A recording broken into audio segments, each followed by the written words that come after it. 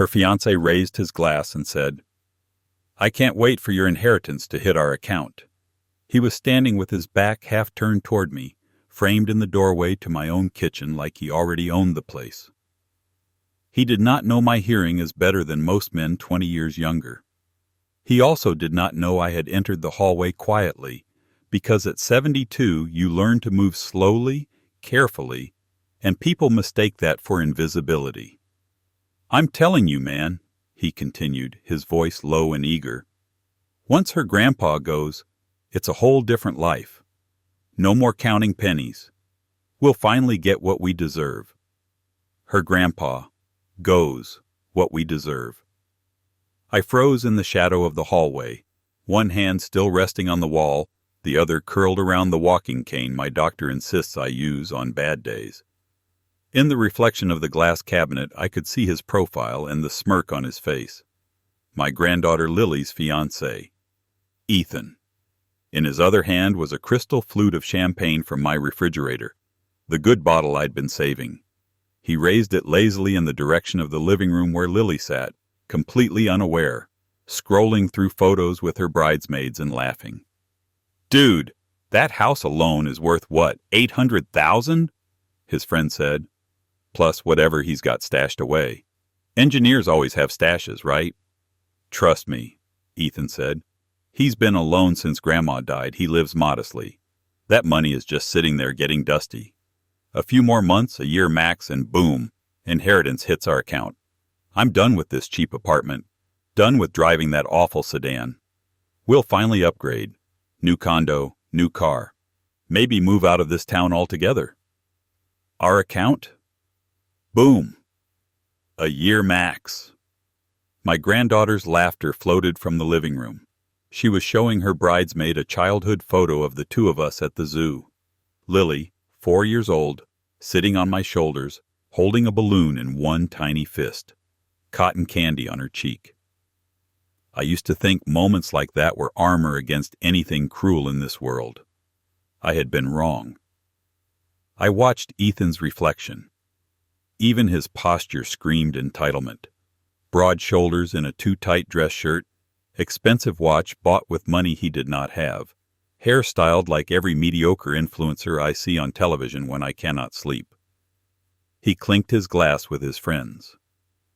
"To the future Mrs. Stevenson," he said, "and to her dear grandpa's legacy, hitting our bank nice and soon." His friends snickered. A hot, bright anger lit in my chest so fast it made me dizzy. For a heartbeat, I imagined walking into the kitchen, taking the champagne from his hand and smashing the glass against the tiles.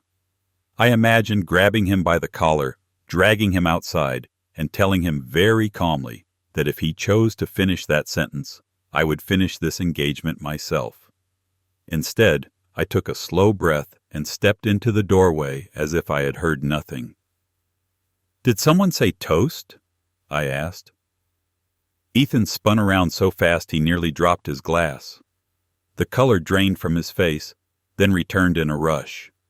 His smile rearranged itself in an instant, like a mask snapped into place. "Grandpa," he said too loudly. "I was just saying, He raised his glass again, this time facing the living room. "To your health. May your grandpa live to be 120. He smirked when he said it, a tiny twist at the corner of his mouth that told me exactly how little he meant it. My fingers tightened around the handle of my cane. My heart, freshly stitched and monitored just last spring, thudded in my chest like it wanted to burst through. I smiled back. "Careful what you wish for, son," I said calmly. "Longevity runs in the family."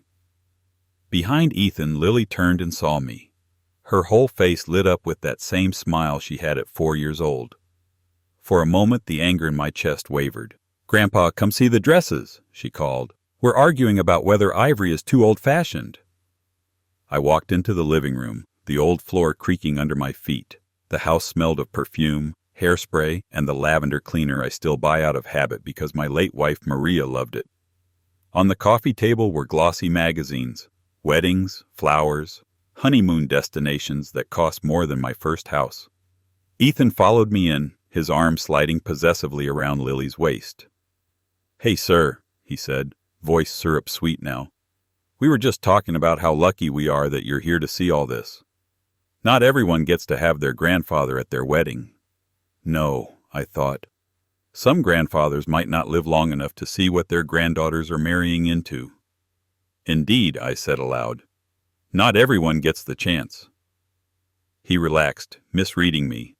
People like him always do. They hear only what confirms their belief. That older means weaker, softer, easier to manipulate. He had no idea he'd just given me the most important truth I would hear that year. Not everyone gets the chance. Which meant I had to decide what I would do with mine. 2 weeks later, on the day of the wedding, I handed my granddaughter her gift. It was not the envelope she expected. No check, no key to the house, no promise of stocks or bonds. It was a folded newspaper, the local Sunday edition, still smelling faintly of ink. The front page showed my face beside a headline that made Ethan's jaw tighten so fast I thought his teeth might crack. Local engineer funds major research grant to extend healthy human lifespan. Below it, in smaller letters, all assets transferred to new foundation. No direct heirs named. Lily unfolded the paper, confused. Ethan looked over her shoulder, reading faster than she did. Under the table I could see his knuckles whitening around the stem of his champagne glass. When his eyes found the line about no heirs, his lips parted. The blood drained from his face. For a moment I swear I watched him age 10 years. His back slumped. His hand trembled. The confident son-in-law of my kitchen disappeared, and in his place stood a man who had just realized the golden staircase he'd been climbing was made of cardboard. I smiled pleasantly and patted Lily's hand. "Congratulations, my dear," I said. "I decided to invest my life's work into extending youth, not into rewarding those who are waiting for me to die." Ethan tried to speak. No sound came out. His face flickered between colors, white, red, sickly gray. That cannot be right," he whispered. "Oh, it is," I said quietly. "And we are only just getting started." I did not always think like this. If you had met me 5 years ago, you would have found a man who believed in second chances, in assuming the best, in giving young people time to grow into their responsibilities. I had spent 40 years as a structural engineer, designing bridges that would outlive me. I liked the idea of building things that lasted. Then Maria died. Heart attack. Fast. Unkind. One moment she was laughing at a commercial during the evening news. The next her hand clutched at her chest, and the remote slipped from her fingers. I remember the sound more than anything. The soft plastic hitting the hardwood floor. The silence that followed. Losing a wife after 50 years of marriage changes how you move through the world. The house echoes differently. Meals taste thinner. Time itself gets loud. Clock ticks, radiator hisses, the refrigerator's humming. You hear things you used to ignore, like small comments, quiet jokes, half-whispered sentences from the kitchen. Lily was the only thing that pulled me through those months. My only grandchild, my daughter's girl. When Lily was 14, her parents died in a car accident, and Maria and I took her in. We became parents again at 60, which is a strange kind of miracle and punishment all at once. We made school lunches, attended piano recitals, grounded her once for sneaking out to meet friends at the lake. I remember sitting at her high school graduation, Maria squeezing my hand so hard my fingers tingled. "She's our second chance," Maria whispered. "Our proof that everything we went through was worth it." When Maria died, Lily was 21, in university, engaged to a vague idea of the future. She came home every weekend that first year to check on me, making me tea, cooking pasta, leaving sticky notes on the refrigerator. "Call me if you feel dizzy." "Did you take your pills?" "Love you, Grandpa." Back then, If Lily had told me she wanted the moon, I would have started building a ladder. So when she first introduced me to Ethan, I tried very hard to see what she saw. "It's serious," she said one Sunday, cheeks flushed. "He's different, Grandpa.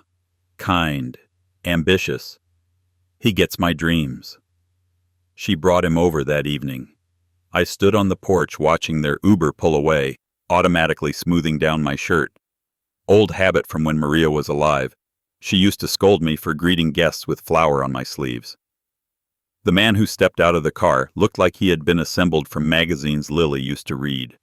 Perfect smile, perfect hair, a suit jacket that was too expensive for a man his age, unless he had done something either very smart or very foolish.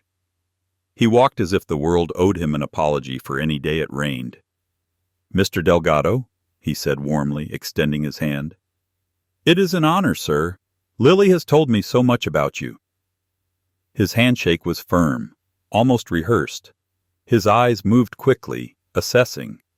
Porch, garden, windows, my old car in the driveway. I noticed. I always notice eyes. I spent my life reading stress lines in steel. People are not so different. "It is good to finally meet you," I said.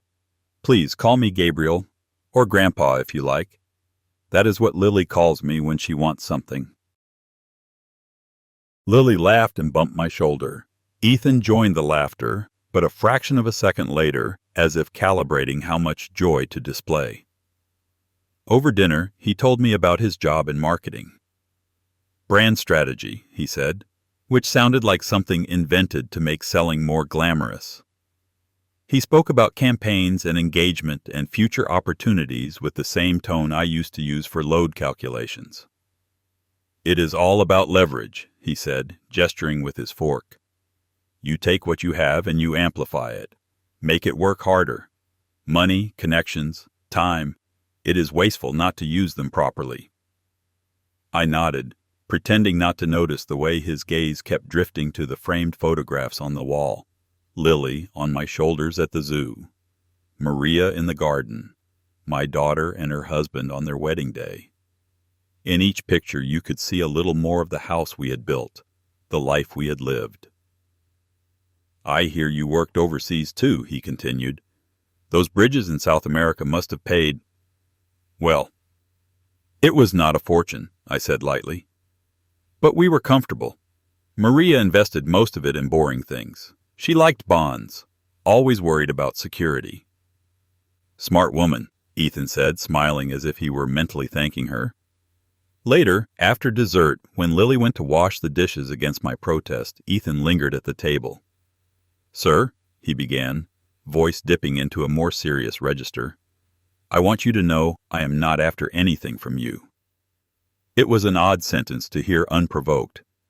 "Is that so?" I asked. "Yes, absolutely," he said quickly. "I mean, I would love for you to see us happy, of course, but I am not interested in your assets. I work hard. I have plans. I am going to take care of Lily myself." He looked directly at me. His eyes were warm, sincere. If I had not overheard anything, I might have believed him. But this was months before that kitchen conversation. Back then, I only had impressions, instincts, small things. The way he flinched when I mentioned a modest life, the way he lit up when Lily described the house as big enough for kids, the way he asked 3 separate times in 3 different ways whether I had someone helping me with finances. I chalked it up to youth, anxiety, the pressure young men feel to provide, as they say. I pushed aside the unease and focused on Lily's smile. She was happy. That mattered. The engagement followed 6 months later.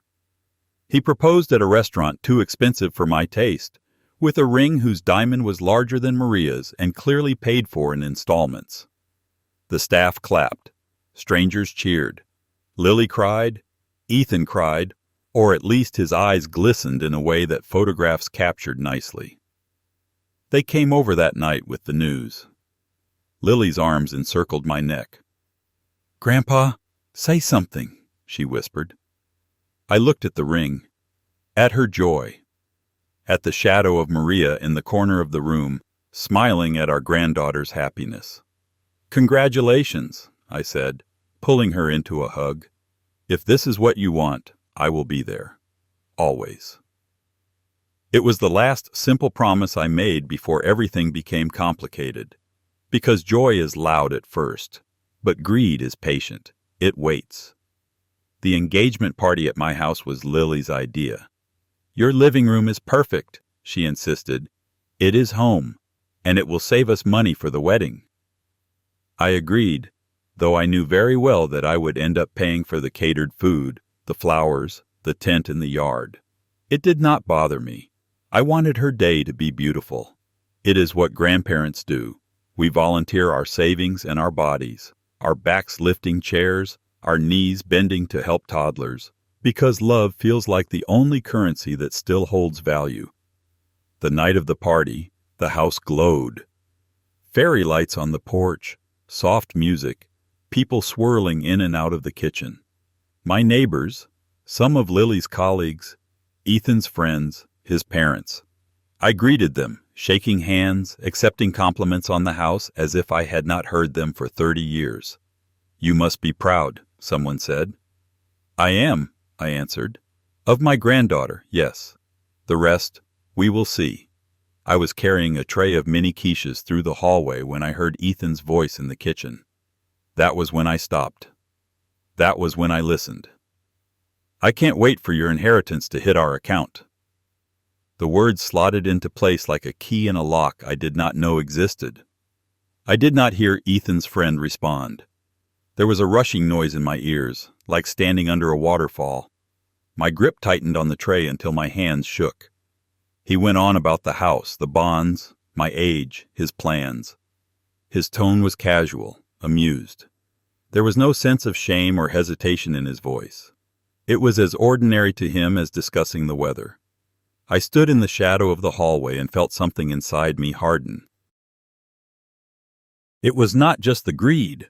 I have known greedy people all my life. Men on construction sites who skim supplies. Developers who cut corners on safety to save money. I have seen that ugliness. What pierced me was the timing. We were celebrating their future. There were warm lights, laughter, the smell of food. My granddaughter, who had lost her parents too early, who had watched her grandmother die in our living room, was basking in what she believed was love and stability.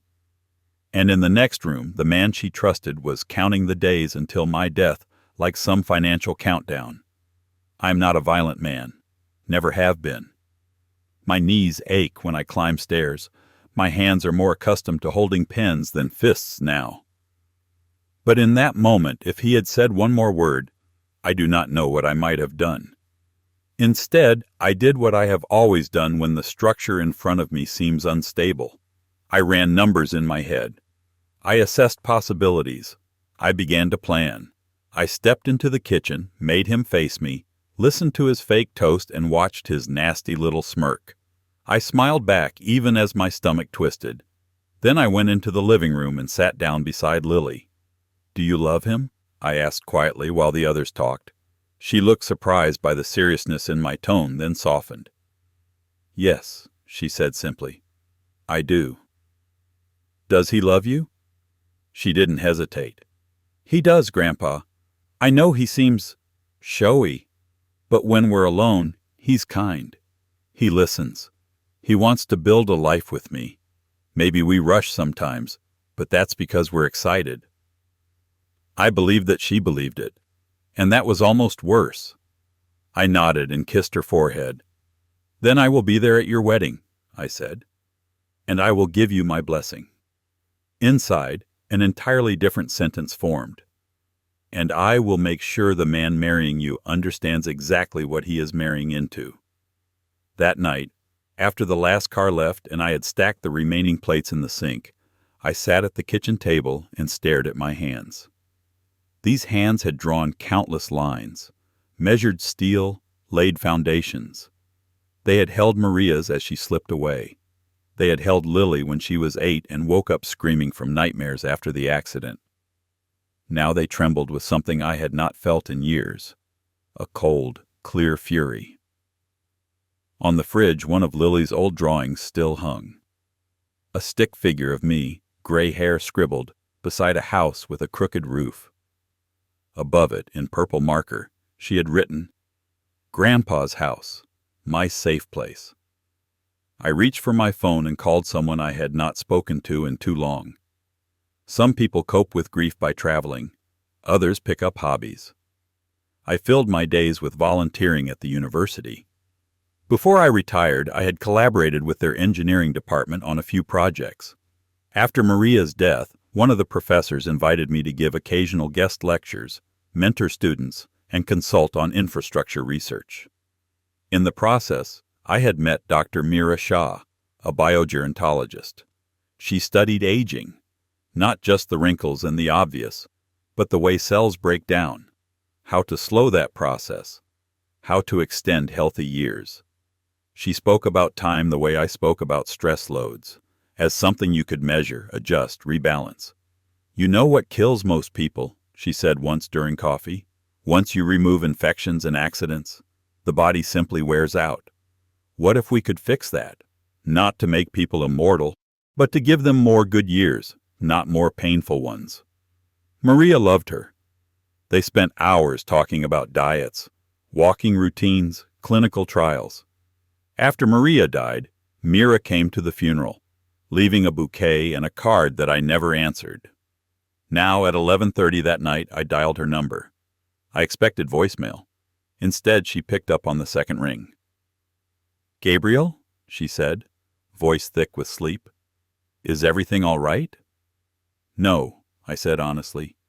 "But it might be, if you are still looking for funding." There was a pause. Papers rustled. "I'm always looking for funding," she said cautiously. "What did you have in mind?" "Tell me," I replied. "If someone—" Not hypothetical. If I wanted to put a substantial sum of money into research aiming to extend healthy human lifespan, how would one go about that, specifically in a way that ensures the funds cannot be easily diverted, contested, or clawed back by relatives with expectations? She was quiet for a long time. "Are you in trouble?" she finally asked. "I am not," I said. "But my granddaughter might be. And I am tired of building things for ungrateful men to stand on and pretend they poured the concrete themselves." Meera exhaled slowly. "Come by the lab tomorrow," she said. "Bring whatever financial advisor you trust. If we do this, we do it properly. No one is going to bully an old man out of protecting his legacy."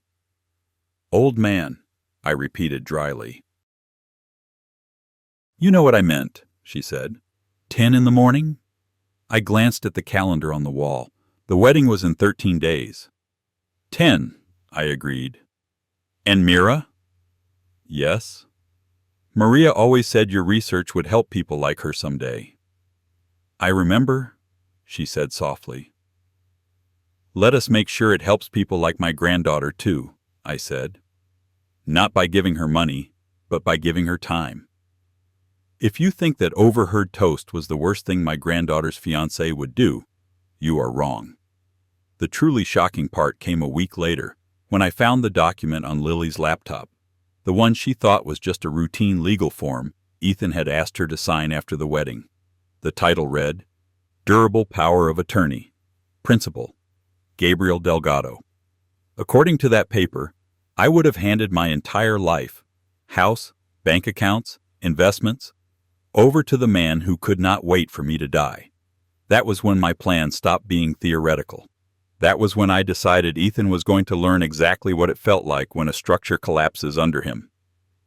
The next morning, I dressed in my best suit, not the black one from Maria's funeral. That suit felt like grief.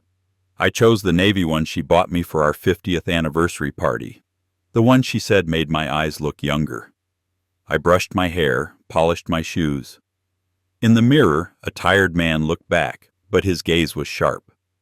At the university, Meera greeted me outside her lab coat over jeans, dark hair pulled into a messy bun. You look like you are heading to court, not a research facility, she commented. In a sense, I said. I am. She took me to a glass-walled conference room. Charts and diagrams covered one board. Cells, timelines, graphs of decline slowed by various interventions. On the table, someone had left a half-eaten granola bar and a stack of grant applications. Mira closed the door and sat opposite me. "Tell me everything," she said. I told her about the engagement, the party, Ethan's words in my kitchen. I told her about Lily, how we'd raised her, how much she believed in this man. Mira listened without interrupting, her brow furrowing deeper as I mentioned the phrase, "our account." Then I pulled a folded printout from my pocket and slid it across the table. "What is this?" she asked. "From Lily's laptop," I said. "She asked me to help her with a printer yesterday. When I clicked the wrong thing, this appeared." She scanned the document, her lips tightening. "This power of attorney," she said, "names you as the principal and Ethan as the agent. It would give him authority to manage your affairs if you are incapacitated, or whenever he deems it necessary, depending on how it is filled." "Where did it come from?" "He said his friend recommended it," I said. "A lawyer friend. For my protection." Mira closed her eyes briefly. "And Lily?" "She thinks it is a way to make sure someone can speak for me if my heart fails again," I said. "She trusts him. She thinks he is thinking ahead." Mira set the document down with careful precision, as if it might explode. "You should see an actual lawyer," she said, "not the imaginary friend who drafted this for his benefit." "I intend to," I replied. "But first, I want to know what you can do with a stubborn old engineer's savings and a burning desire to outlive a young man's greed." That made her smile despite herself. "You are serious," she said. "You really want to fund longevity research with your entire estate?" "Yes," I said, "with provisions. I want the principal locked into a foundation dedicated to what you do, structured so that it cannot be simply cashed out by whoever happens to share my surname. I also want a modest stipend for myself, so I do not starve while trying to save the world. I am not that noble." "And your granddaughter?" she asked carefully. "My granddaughter," I said slowly, "will be provided for through a separate trust, but not a trust accessible by her husband, not one that rewards her for replacing her judgment with his.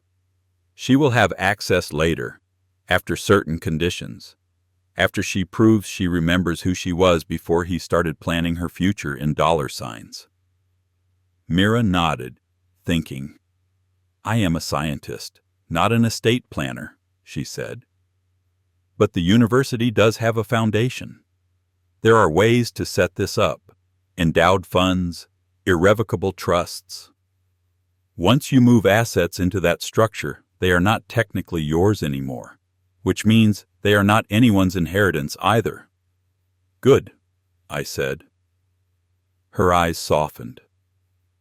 "You know this will cause a war in your family," she said quietly. "People do not react well when you remove the expectation of easy money." "A war is already here," I replied. "It arrived the day he counted the years I have left in front of my refrigerator. I am simply choosing my battlefield." She studied me for a long moment. "Very well," Mira said at last.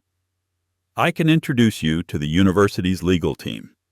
They will help you create an endowed fund for our lab, maybe even a small center for aging research. You could put your name on it if you like." I shook my head. "Put Maria's name on it," I said. "She is the one who believed in your work." Mira's eyes glistened. "The Maria Delgado Center for Healthy Longevity," she said softly. "I like the sound of that." "So do I," I said, "and I suspect Ethan will not."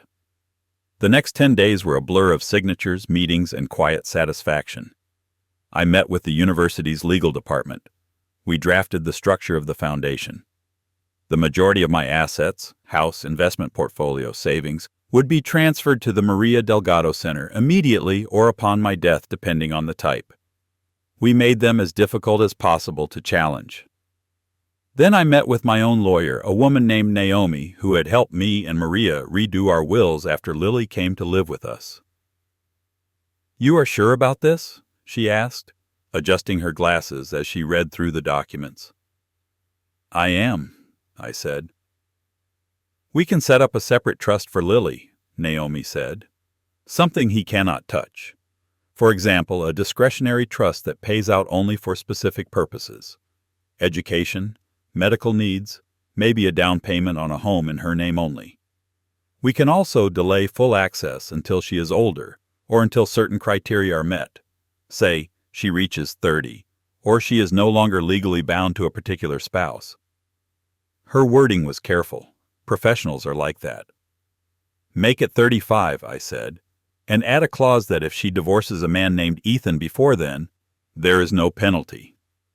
Naomi raised an eyebrow. Gabriel. I am not sabotaging her marriage, I said calmly. I am simply ensuring that if she ever realizes she made a mistake, my love will be on the side of her freedom, not her captor. We spent 3 hours going through scenarios. Naomi was good at what she did. She made sure my stipend was secure. She ensured the house would not become a fond memory.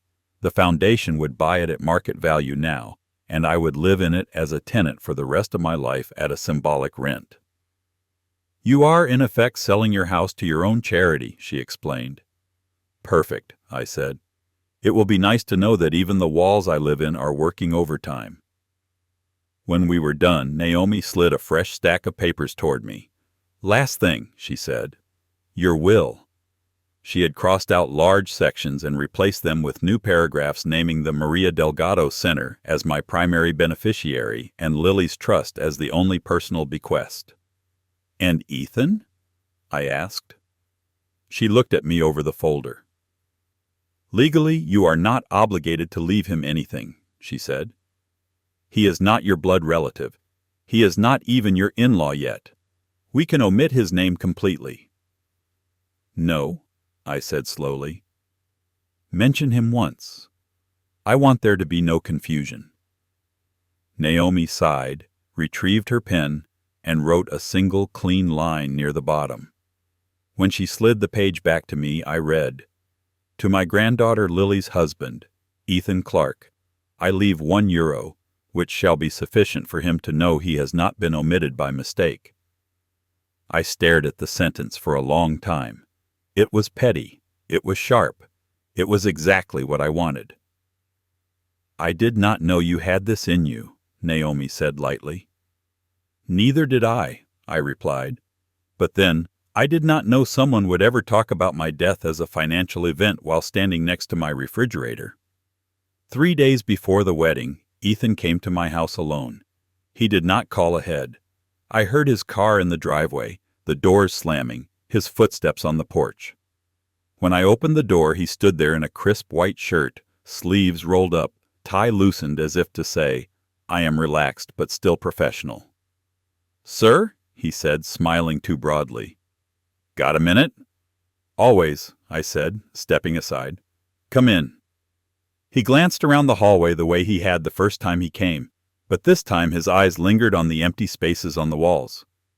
Several framed certificates and photographs were missing. I had taken them down 2 days ago, preparing for the foundation's appraisers. Redecorating? He asked. Something like that, I said. We sat at the kitchen table. He declined the offer of coffee, waving it away with a practiced gesture. So, he began, folding his hands. Big day coming up. Indeed, I said. You must be excited. I am, he said.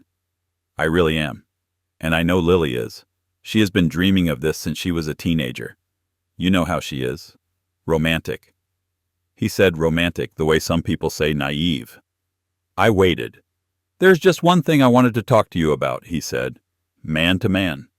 That sounds serious, I said. He chuckled. Not that serious, he said. Just, look, you are family, or you will be. And I know you have been through a lot with your heart and with losing Maria. I worry about Lily sometimes. If something happened to you suddenly, she would be devastated.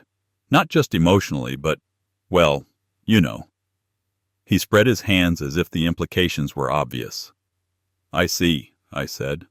You are worried about the house, the bills, the burden. He looked grateful that I had said it so he did not have to. Exactly, he said. I just want to make sure things are orderly, so Lily does not have to deal with chaos and paperwork on top of grief. That is why I talked to a friend of mine, a lawyer, about setting up a power of attorney, just in case.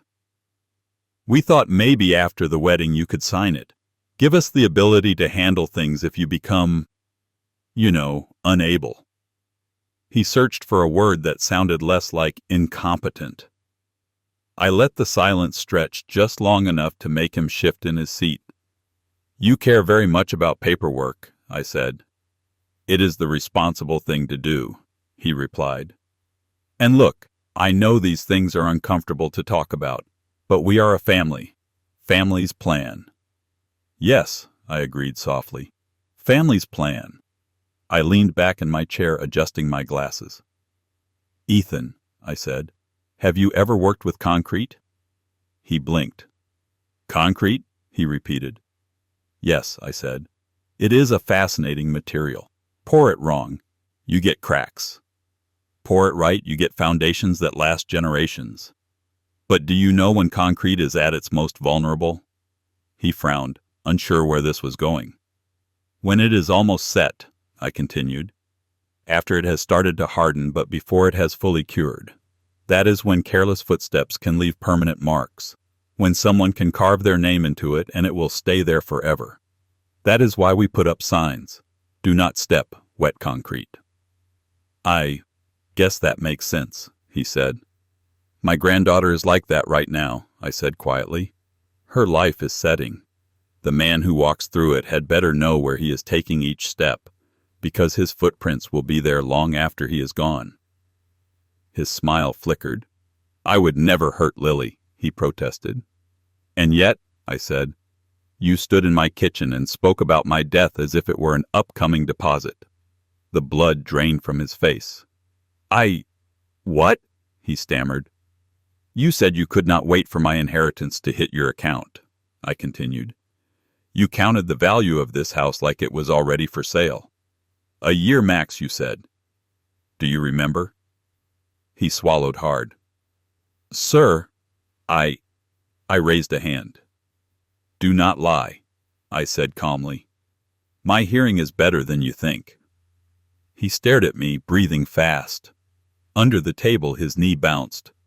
Look, he said finally, lowering his voice. That was just talk. Guys talk. I was joking, trying to impress a friend. I did not mean anything by it. You meant enough to create a power of attorney, I replied. You meant enough to tell Lily you were protecting me, when in reality, you were protecting your access to what you believe is yours. His mouth opened and closed without sound. This is exactly why we need that document, he said weakly. You are clearly confused. You think I am some kind of villain. Do you know the difference between us, Ethan? I asked. He bristled. What? I have spent my life calculating worst-case scenarios and building structures that could withstand them, I said. You have spent yours assuming best-case outcomes and spending money before you earn it. You think I do not see what you are doing because I am older. But age is not a fog, it is experience. It is a record of patterns repeated over decades. When you said what you said in my kitchen, you were not joking. You were revealing. He stared at me, something ugly flickering in his eyes before he smoothed it over. If you are going to talk like this, he said stiffly, maybe I should not have come. I just wanted to make sure we are all on the same page. We are, I said pleasantly. We are absolutely on the same page. In fact, you will see just how much on the same page we are at the wedding, he frowned. What does that mean? He asked. You will find out, I said. Until then, I suggest you practice your toasts. You will be doing a lot of talking in front of people, and I will be doing a bit myself. He stood abruptly, chair scraping. I hope you reconsider the power of attorney, he said tightly. For Lily's sake. I already have, I replied. Safe travels, Ethan. I closed the door behind him and exhaled. The house felt different. Not lighter yet, but aligned. like a bridge whose load had finally been distributed to the correct beams. The wedding day dawned bright and warm. The venue was a renovated barn on the edge of town, the kind of place where fairy lights crisscrossed the ceiling and mason jars pretended to be elegant. Lily had chosen it because it felt authentic. There were wildflowers in the fields, a small pond, and enough space for Ethan's large, loud family. I arrived early in a rented car. The foundation's lawyers had advised against driving my old sedan today, as it technically no longer belonged to me. That was a strange feeling. Many things were technically no longer mine, but I felt more ownership over my life than I had in years. Inside, caterers hurried, florists adjusted arrangements, a DJ tested speakers. People in suits swarmed like bees. Lily met me in the bridal suite. She was beautiful. There is no other word. Her dress was simple, ivory lace, nothing like the glittering gowns in magazines. Her hair was pinned back with small pearls, her makeup making her look older and younger at once. "Grandpa," she whispered when she saw me. Her eyes filled with tears. For a terrifying second I thought she knew everything, that Ethan had confessed, that she was calling the whole thing off. Instead, she ran into my arms. "Thank you," she murmured against my shoulder. "For everything. For the dress, for the venue, for raising me. I wish Grandma were here, but I feel her." I held her a little too tightly, my throat thick. "She is here," I said, "and she is watching very closely." Lily laughed, wiping her eyes. "Do I look okay?" she asked, spinning. "You look like yourself," I said. "That is all that matters." She hesitated. "Ethan told me you two had a tense conversation," she said carefully. "Did he?" I asked. "He said you were worried about paperwork and money again," she said. "He felt bad.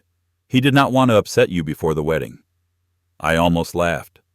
"Did he also tell you what he said in my kitchen?" I asked gently. She frowned. "He said he might have joked around about inheritance with his friend," she admitted. "He said it was stupid. He seemed really ashamed." I studied her face. There was uncertainty in her eyes, a crack in the concrete, but not enough yet. "Everyone says stupid things sometimes," I said slowly. "What matters is whether those words match the rest of their actions. Today, you will marry him. That is your choice. Mine is how I leave this world behind when my time comes." She touched my cheek. "Please do not talk about dying today," she whispered. "I cannot." I nodded. "I will not," I said. "Today is about life." I kissed her forehead. "Later, during the reception, I have a small gift for you," I said. "Something I think you will find clarifying." She smiled, relieved to change the subject. "I hope it is not another one of your engineering textbooks," she joked softly. "You will see," I said. Outside, guests were filling the chairs under the canopy. Ethan's parents looked immaculate in coordinated outfits. His father shook hands with everyone like a politician. His mother adjusted her pearls. The ceremony went smoothly. Vows, rings, the usual promises about sickness and health, richer and poorer. When I walked Lily down the aisle, her hand trembled in mine. For a moment I considered stopping, turning around, walking her back out the way we came. But sometimes structures must be allowed to bear weight before you know where the cracks are. At the reception, the DJ announced the speeches. Ethan's best man told charming stories of college hijinks.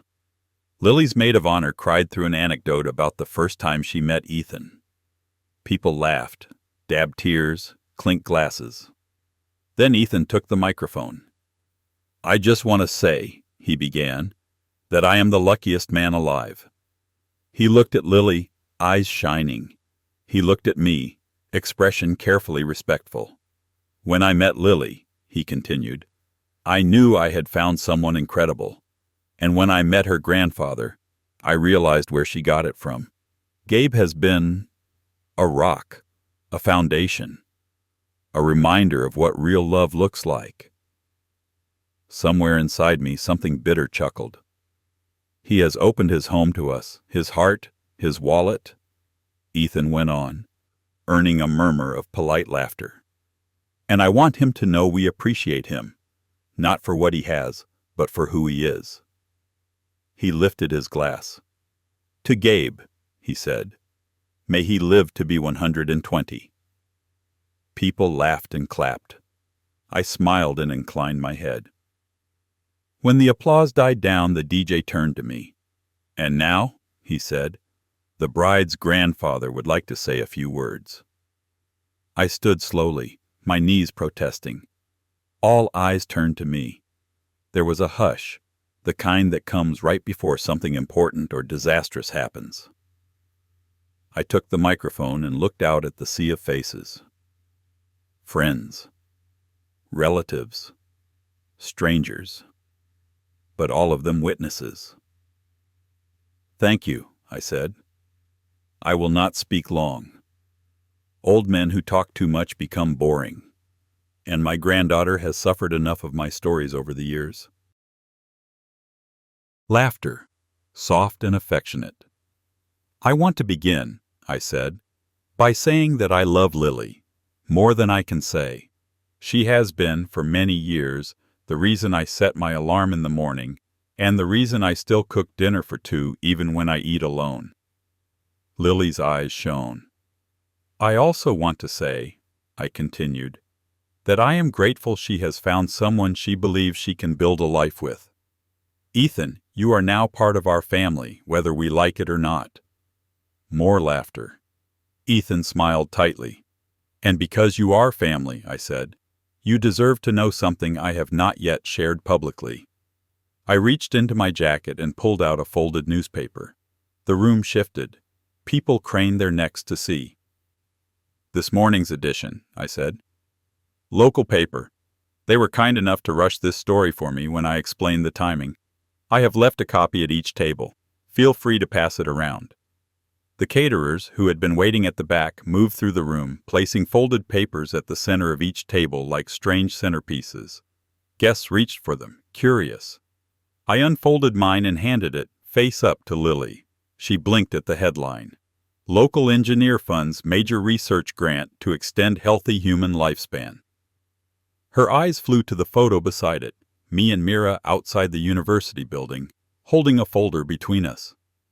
What is this? She whispered. It is my wedding gift, I said. I turned back to the microphone. For the past 2 weeks, I said, I have been working with the university to create something new. The Maria Delgado Center for Healthy Longevity, in honor of my late wife. We have established a substantial research fund to support scientists who are working to extend the number of years people can live in good health, not alive and suffering, but alive and thriving. Murmurs. People began reading the smaller text. This fund, I continued, is supported by the majority of assets I have accumulated over my lifetime. My house, my investments, my savings. I have chosen to invest in time, not in things. I let that sink in. I have also updated my will, I said gently. My primary beneficiary is now this foundation. My granddaughter is provided for through a separate trust that will help her in the future, regardless of what happens in her marriage. And to my new grandson-in-law. I glanced at Ethan. He was reading the article so fast his eyes seemed to blur. When they reached the line about no direct heirs, his face went slack. Sweat beaded at his temple. I leave something as well, I said. €1. To make clear that I did not forget him. A gasp rippled through the room. Ethan's head snapped up. That is not funny, he said loudly. I met his gaze. I did not intend it to be, I said. He stood, pushing his chair back so hard it nearly toppled. You cannot do this, he said, voice shaking. You promised, Lily said, you were going to help us with the mortgage, with the car, with everything you listed in my kitchen while you waited for me to die? I asked quietly into the microphone. The room went silent. Even the clink of cutlery stopped. What are you talking about? Lily asked, pale. I turned to her.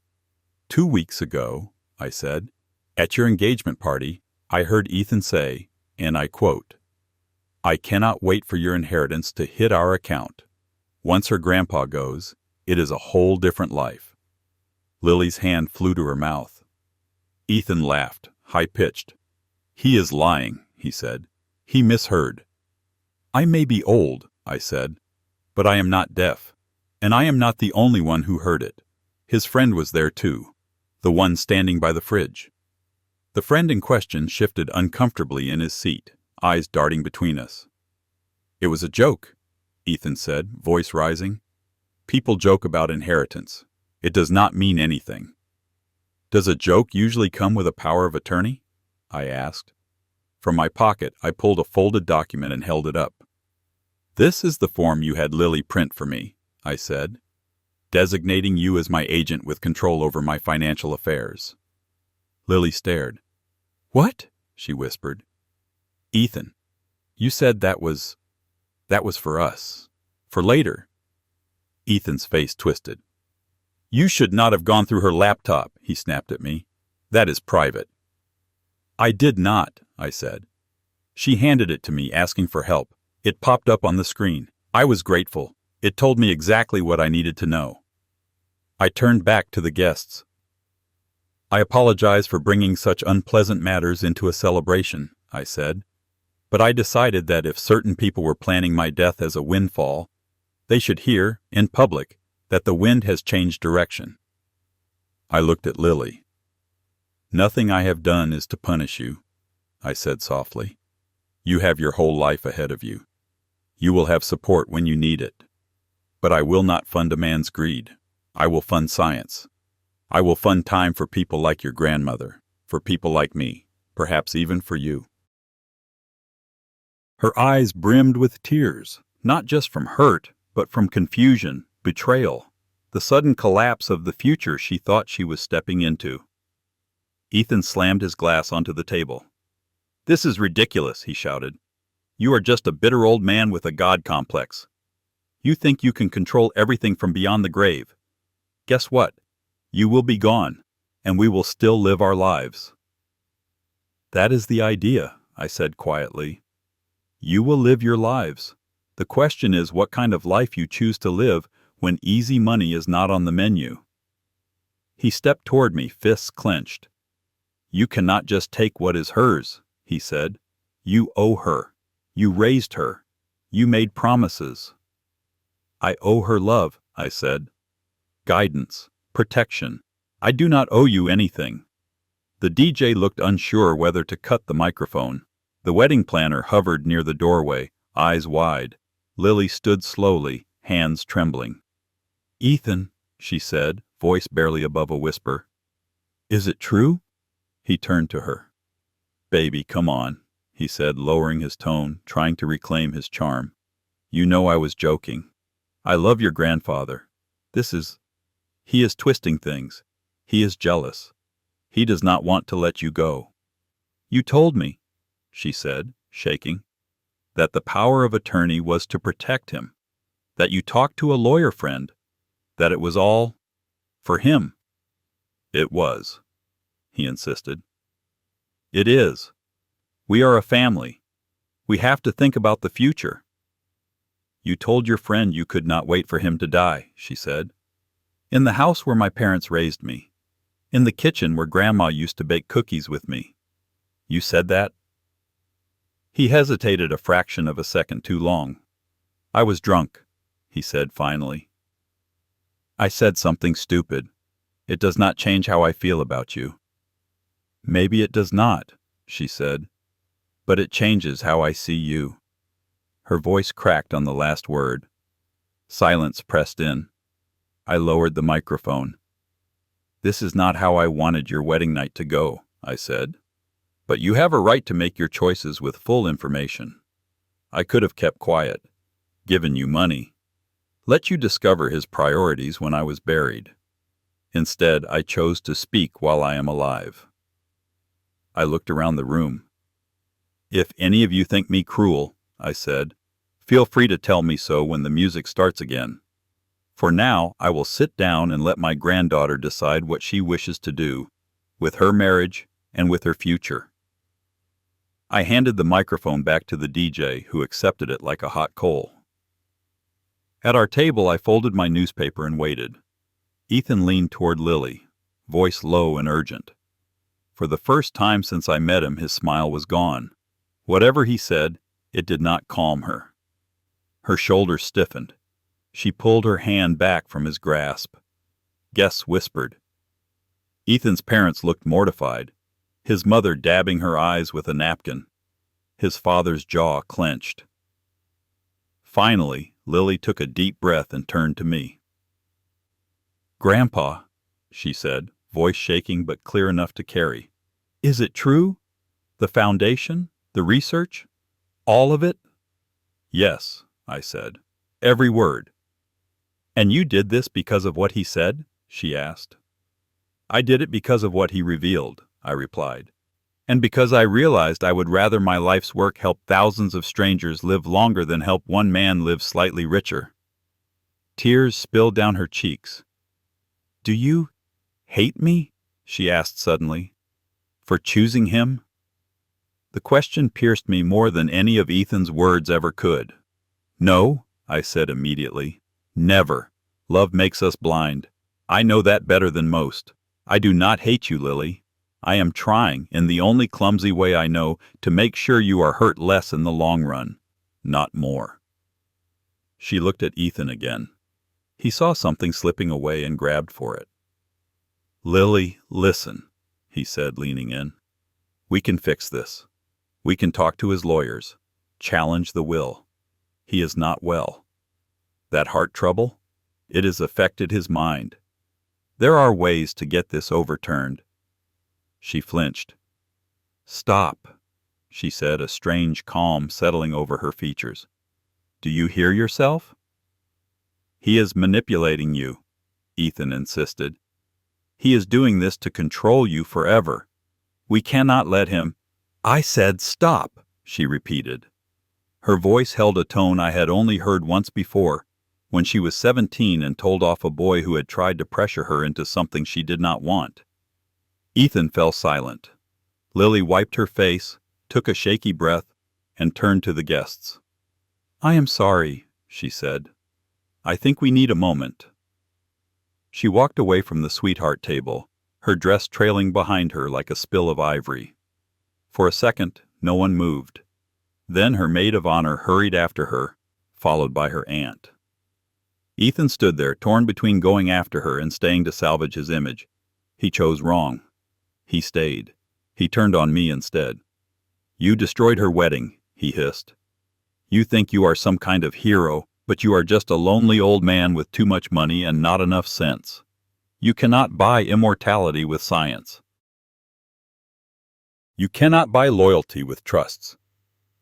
"You are right," I said. "I cannot buy those things, but I can refuse to rent them." He scoffed. "You will die alone," he said.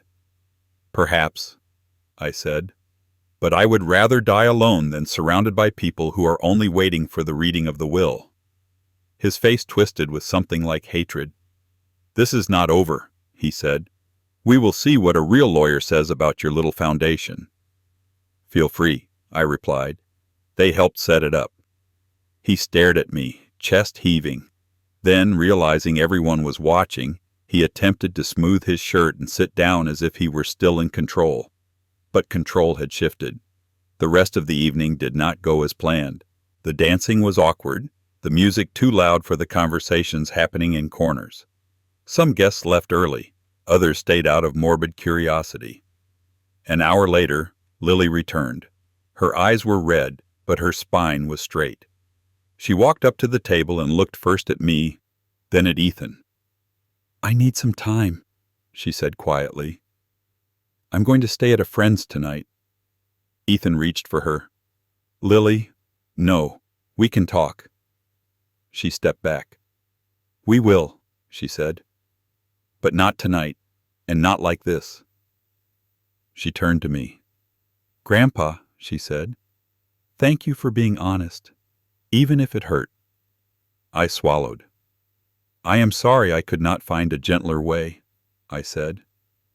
"Maybe there was no gentle way," she replied. You invested in research? Really? Yes, I said.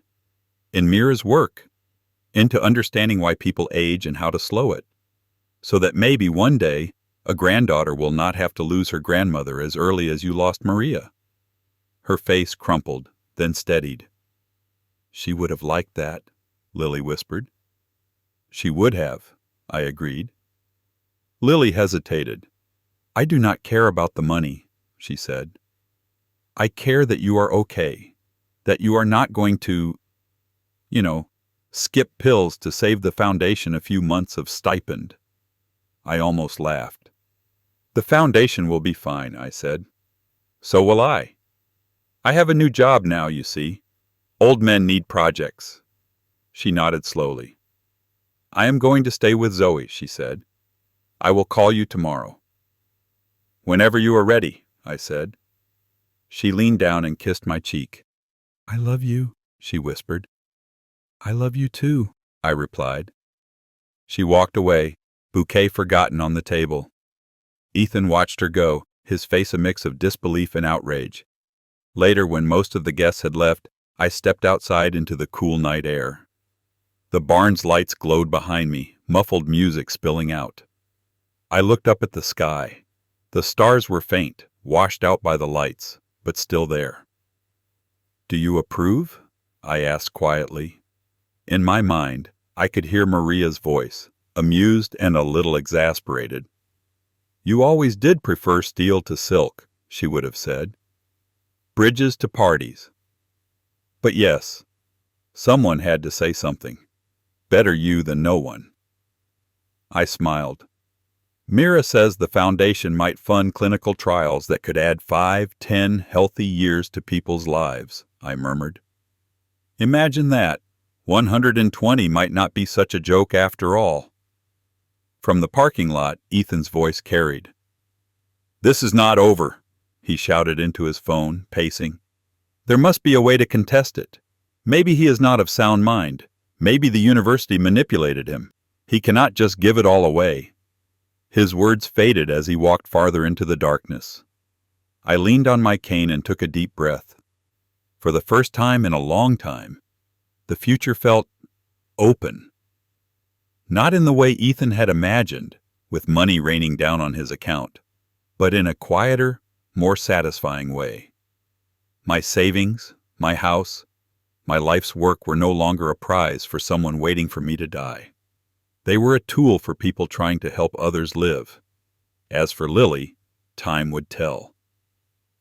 The next morning she knocked on my door with a small suitcase and puffy eyes. I need somewhere to think, she said. This is still your safe place, I replied. She walked in, looking around as if seeing the house for the first time not as future property, but as what it had always been. A home built by two people who loved her more than they loved numbers on a statement. Tell me everything about this research, she said, sinking into a chair. And about the trust. And about what happens if I make certain decisions. I sat down opposite her. We have time, I said. For once, time is exactly what we have. Outside, the morning sun lit the garden Maria planted. In the living room, a young woman and an old man began making a new kind of plan. Not for an inheritance, but for a life neither of them would sleepwalk through again. My grandpa's words really happened. I believe him. If you want more true tales stories like this, hit subscribe.